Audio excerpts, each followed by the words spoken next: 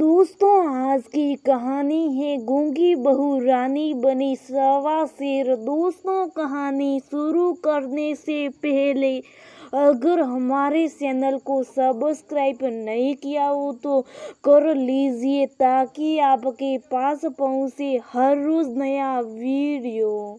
सर्दियों की दोपहर और गर्मियों की शाम को गुप्ता आंटी कॉलोनी में अपने घर के बाहर चारपाई बिछाकर सबको इकट्ठा करके बहु पुराण शुरू हो जाती थी। उस पुराण में कहीं कुछ भूल जाए तो याद करना का काम उनके साथ बैठक उनकी बिटिया रानी का था। खाने का काम तो दोनों कोई नहीं करना था क्योंकि वो काम तो बहू रानी का था। बिटिया तो अपना काम कर चुकी थी। अपने पति देव को लेकर घर के पास में किराए पर मकान ले चुकी थी। उसने अपने प्यारे बेटे को बहू रानी की निगरानी के लिए छोड़ रखा था। आंटी के 3 बेटे और 1 बेटी थी।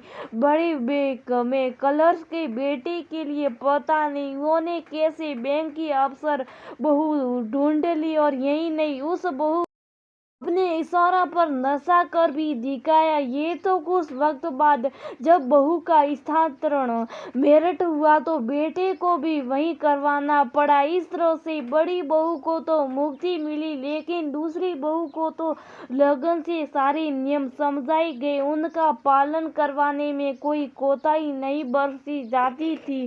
सवेरे 5 बजे से उठकर लगभग 11 बजे तक तो उसे घर का काम करते देखा ही जा सकता था। घूंघट में सिर्फ उसकी पनियाली आंखें कुछ सूंघली कर जाती थी, वरना उस बहू से बात करने की अनुमति तो किसी को भी नहीं थी। क्या पता कोई क्या कुछ सिखा दे। बेटे को टूर पर 5-6 दिन के लिए कहीं जाना था तो उस बहू रानी को फिर जाने की अनुमति मिली थी। ये तो बाद में पता चला कि बेटे ने अपने ऑफिस के पास ही एक घर किराए पर ले लिया था और टूर पर जाने के बहाने वो दोनों भी अपना जरूरी सामान बैग में रखकर घर से भाग चुके थे। आंटी का तीसरा और सबसे छोटा बेटा जन्मजात गूंगा और बहरा था। स्कूल की पढ़ाई तो उसने 12वीं तक की थी।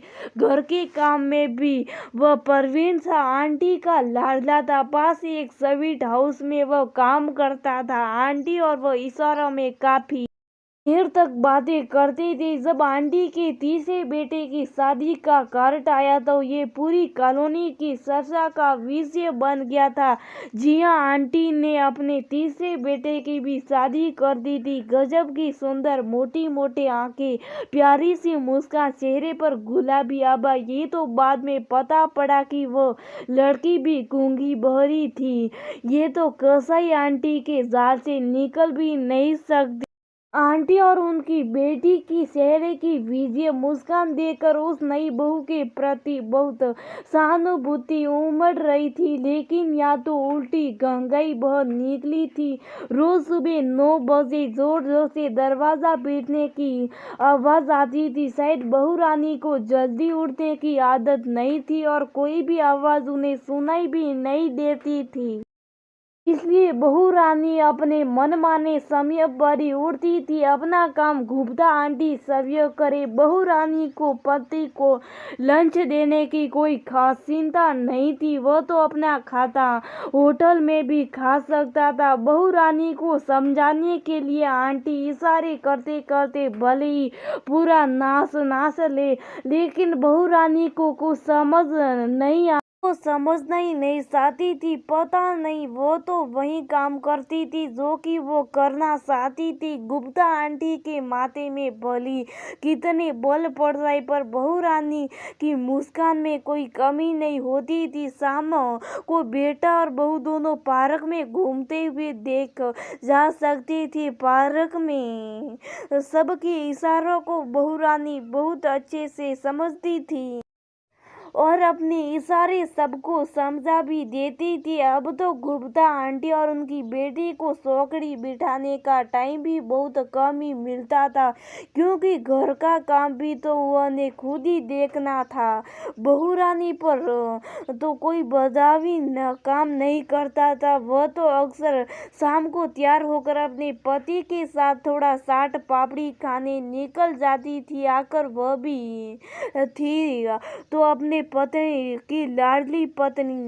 वो लखनऊ के पास के किसी गांव की थी, तो दिल्ली जैसी शहर के तो देखने की उसकी बहुत इच्छा होती थी। छुट्टी वाले दिन तो दोनों मेट्रो में घूमने निकल ही जाते थे।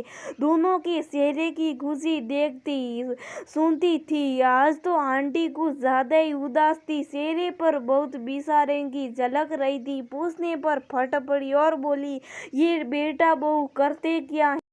ये तो अब मैं समझ भी नहीं सकती, क्योंकि इन दोनों ने इशारा ही बदल लिए हैं। मन को बहुत शांति मिली। लोग सच ही कहते हैं, शेर को सवा शेर मिलता ही